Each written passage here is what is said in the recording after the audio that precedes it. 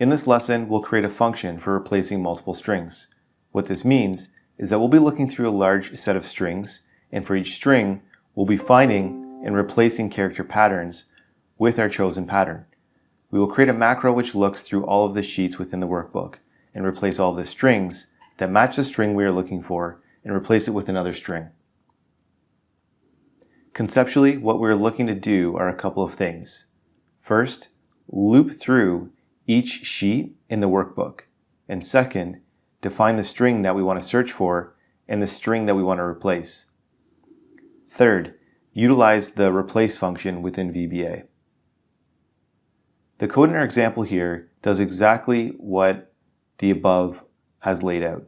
The most interesting area worthy to note is that what is occurring within the for each loop. We are looking within each of the cells and doing a mass search and replace. With the replace function, we are able to define a couple of other factors that influence our search and replace, such as search order, case matching, and where we are looking. In this case, XLPart allows us to search within each part of the string, and not just the strings as a whole.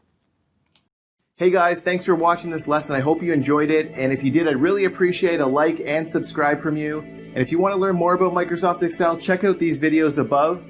And don't forget to check out our website, commercecurve.com, where we have lots of in-depth finance and accounting courses available with full training workbooks.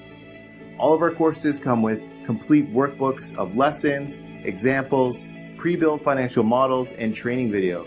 Hope to see you there.